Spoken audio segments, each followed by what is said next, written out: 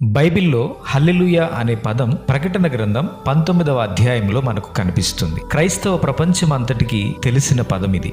ఈ పదం హీబ్రూ భాషలోని హలాల్ అనే పదము నుండి వచ్చింది. హల్లెలూయా అనే మాటకు అర్థం ప్రభువును స్తుతించుడి అని.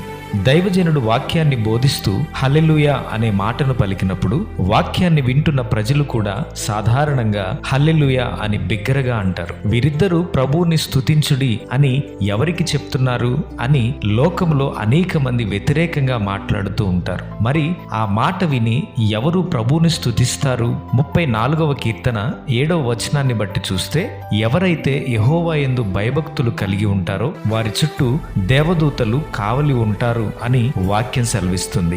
దైవజనుడు మరియు అక్కడ ఉన్న విశ్వాసులు హల్లెలూయా అని పలికినప్పుడు ఎవరు ప్రభువును స్తుతిస్తారు అంటే, మన చుట్టూ ఆయన కావలిగా ఉంచిన దేవదూతలు ఉన్నారు. వారు ప్రభు